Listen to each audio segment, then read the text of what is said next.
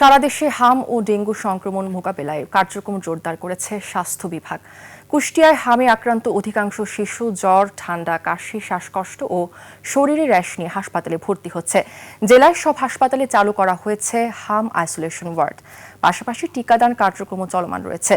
গাজীপুরে হামের উপসর্গ নিয়ে গত ২৪ ঘণ্টায় আরও ১৪ শিশু হাসপাতালে ভর্তি হয়েছে। বর্তমানে হাসপাতাল ও উপজেলা স্বাস্থ্য কেন্দ্রগুলোতে চিকিৎসাধীন রয়েছে ৬৫ শিশু। এ সময় সুস্থ হয়ে বাড়ি ফিরেছে ৯ শিশু।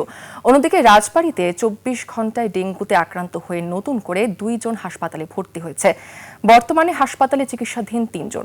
চলতি বছরে জেলায় মোট ৪৯ জন ডেঙ্গু আক্রান্ত হয়ে হাসপাতালে চিকিৎসা নিয়েছেন। হাম পরিস্থিতির আরও খবর জানাতে কুষ্টিয়া থেকে যুক্ত হচ্ছেন প্রতিনিধি মাহমুদুল হাসান। মাহমুদ, আপনার এলাকায় হামের সর্বশেষ কি খবর আছে আমাদের জানাবেন।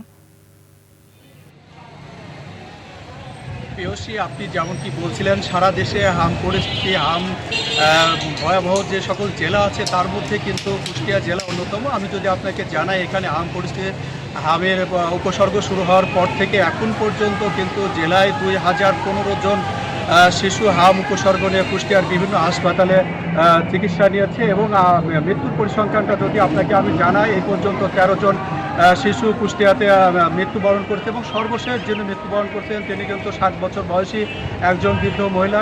এক্ষেত্রে বলা যায় যে হাম শুধুমাত্র শিশুদেরই আক্রান্ত করছে না, হামে কিন্তু বয়স্করাও আক্রান্ত হচ্ছে। আমি যদি আপনাকে আরেকটু জানাই, গত ২৪ ঘন্টায় কুষ্টিয়া মেডিকেল কলেজ হাসপাতাল, কুষ্টিয়া জেনারেলের হাসপাতাল সহ এখানে ১০ জন হাম উপসর্গ নিয়ে ভর্তি হয়েছে। তবে পেয়সী সব থেকে স্বস্তির খবর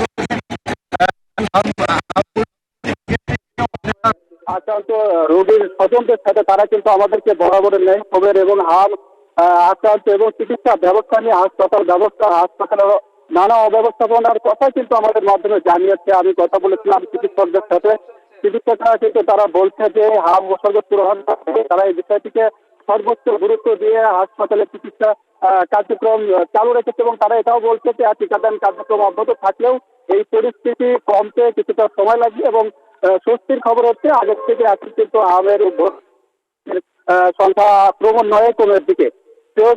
এই ছিল কুষ্টিয়া থেকে হাম পরিস্থিতির সর্বশেষ সংবাদ।